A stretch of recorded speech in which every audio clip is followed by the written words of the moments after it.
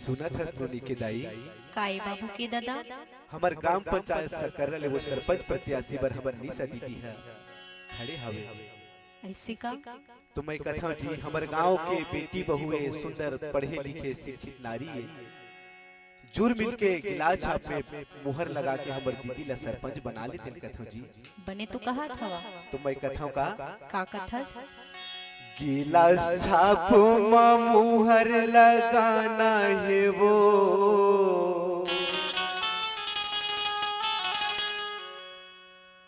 गिलास छाप में मुहर लगाना है वो नोनी के दाई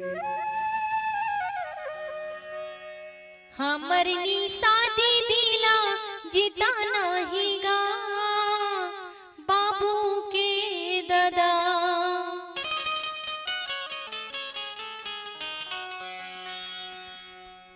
गिलास छाप में मुहर लगाना है वो नोनी के दाई गिलास छाप में मुहर लगाना है वो गुड्डू के मम्मी हमर निशा दीदिला जिताना हीगा डब्बू के पापा हमर निशा दीदिला जिताना हीगा बाबू के दादा गिलास छाप में मुहर लगाना है वो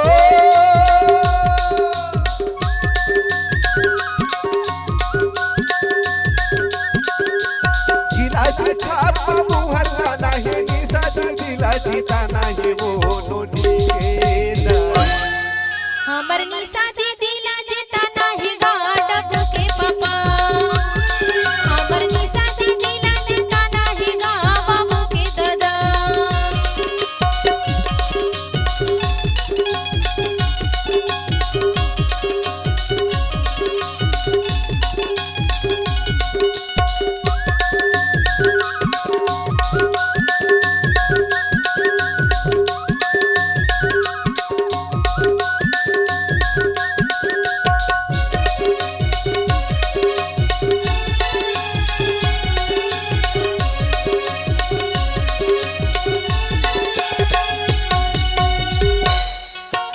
निशा दीदी के गुरतुर जुबान गिलास छाप में हवा निशान दीदी भैया मोरे बात सुनो निशा दीदिला सरपंच चुनो निशा दीदी के ये गुरतुर जुबान गिलास छाप में हवा निशान दीदी भैया मोरे बात सुनो निशा दीदिला सरपंच चुनो निशा दीदिला सरपंच चुनो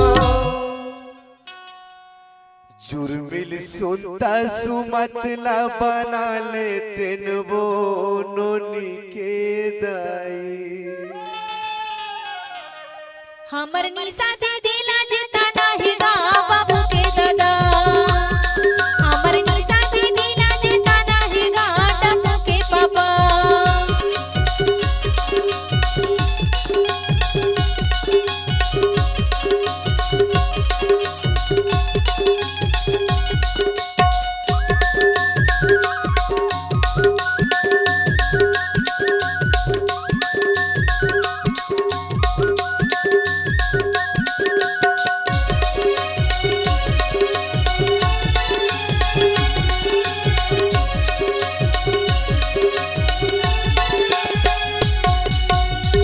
निशा दीदी सबके सुनी गोहार विकास के गंगा बोहाई धार गाँव के बेटी के करो सम्मान सकल गाँव के रखो कमान निशा दीदी सबके सुनी गोहार विकास के गंगा बोहाई धार गाँव के बेटी के करो सम्मान सकल गाँव के रखो कमान सकर गाँव के रखो कमान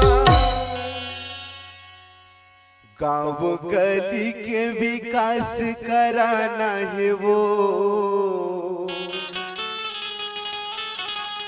सुनत हस नोनी के दाई काई बाबू के अगर दादा हमारे गांव के विकास कराना है वो गांव के भ्रष्टाचार ला मिटाना है तो हमार निशा दीदी और हरि शंकर भैया ला गिलास छाप में मुहर लगा के भारी मत से विजय बनाए पड़ बने तो कहा था गाँव गली ला स्वच्छ बनाना है वो डब्बू के मम्मी गीला छाप में मुहर लगाना है वो नोनी के दाई। हमर निशा दीदी ला देता नाही गाडम के दादा। गीला छाप में मुहर लगाना है वो गुड्डू के मम्मी। हमर निशा दीदी ला देता नाही गाडम के दादा। गीला छाप में मुहर लगाना है वो